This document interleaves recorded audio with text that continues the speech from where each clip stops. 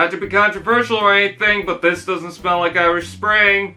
Smells like diesel! In the third Transformers Michael Bay film, Dark of the Moon, we got the Wreckers, originally a very popular named group of Autobots specialized in stealth. JK lol, these guys like to create noise and smash anything. Seems like a no-brainer for Michael Bay to throw them in. Instead of just a group brought together, the Wreckers in the film had similar themes to each other. That includes the decked-out NASCARs, weapons, and need to break things.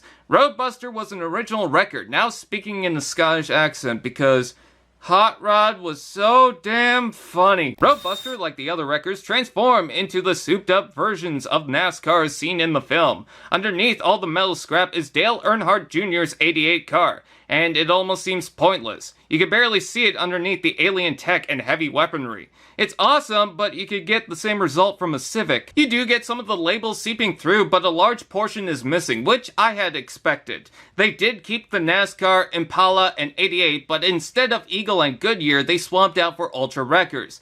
Kinda sad, these are based on real NASCARs, and yet Wheeljack has more labels. I mean, you could tell it's a NASCAR. There's the mesh, tires, number, front gunner. You know, I don't know how, but apparently putting alien technology on this somehow made it more American. You could see all the greeblings, spikes, pipes, and even wiring surrounding this, but of course, we gotta have the weapons. They had to get the missile pods right, painted inside with gunmetal. The front gunner is actually the detachable weapon that pegs and slides in to sink into the car. The front turret's on the top, a Savage spoiler that's a weapon by intimidation, and there's even an Inspector Gadget car rocket with a blast port. And I thought Thrilling 30 was the only Siege Roadbuster. But wait, didn't somebody already make that joke?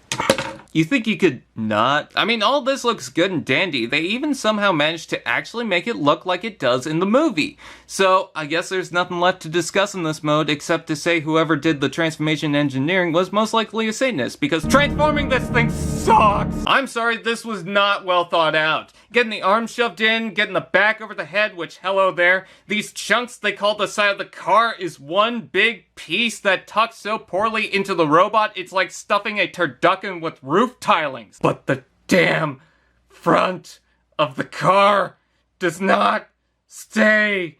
I'm going crazy! There's little tabs that, in theory, locks the legs into the canopy. I can push and push, and even get them to slide in, but damn it, they just keep coming out, and I've tried everything. It's like it's teasing me, insulting my intelligence. Who did this? I hate to say something bad about the engineers, and I'm sure they're good people just making a toy, but I've gotta be honest. The impression I'm getting is, this feels rushed.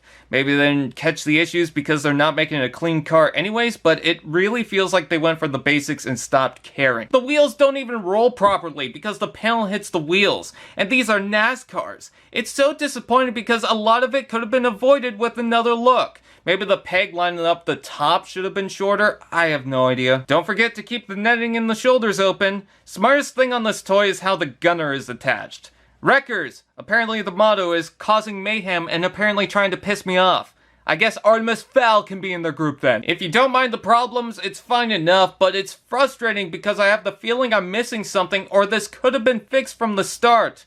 The alt mode suffers and so does the transformation. It looks good, it's just not a solid vehicle. Robot mode.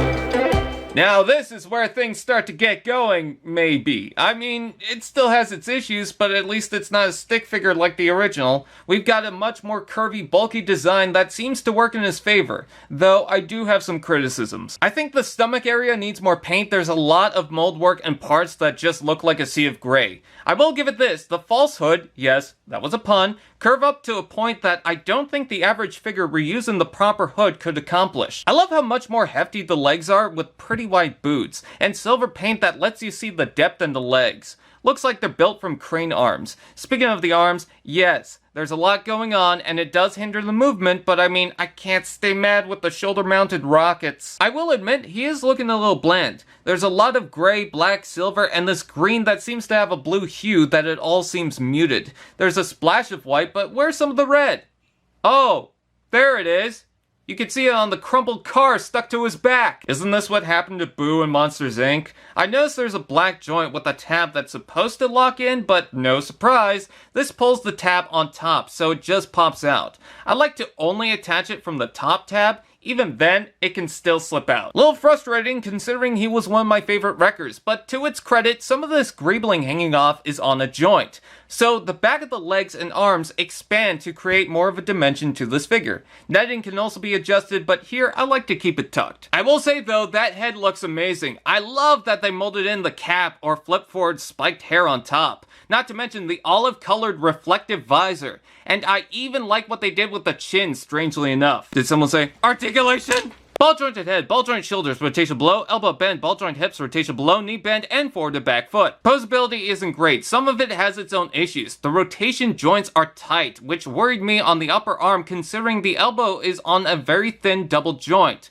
I also find the head knocks into things, mainly this spring detail. They didn't even think that through. And shoulders, again, as mentioned. Let's take a look at the accessories.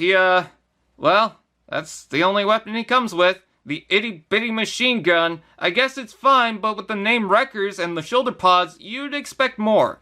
There are holes on the shoulders to attach it, not bad. It can be held in the hand, or you can add it to the side of the arm. I guess it's good the missile pods have a hinge and ball joint. Let's just borrow the saw from the Human Alliance toy, I'm sure he won't mind. Speaking of which, yeah, the old Deluxe figure is outdated. I mean, I don't hate it, and it was fun, but it wasn't weaponized, so it was outdated from the start.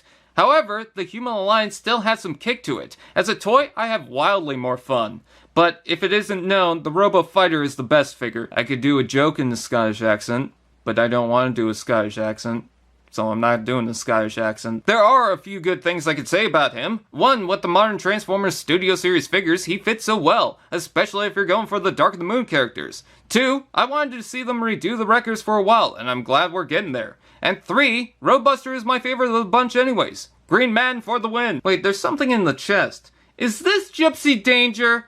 Oh, that explains why he was good, but then meh. For Studio Series figures going to collectors and people wanting a weaponized version of a Roadbuster at the scale, it's a little disappointing. Does it fill the void for me? I think so. And I don't mind having him, but another look into this could have fixed so much. It feels as if they didn't even try, and felt like they were too quick to release him. But I have noticed my problems with the articulation are getting better as I'm messing with him, so maybe I'm a little harsh. He does look good on his setup. Still, considering the transformation, he could have been improved. Leadfoot had a dog, yet the Scottish guy didn't even get his funny talking donkey.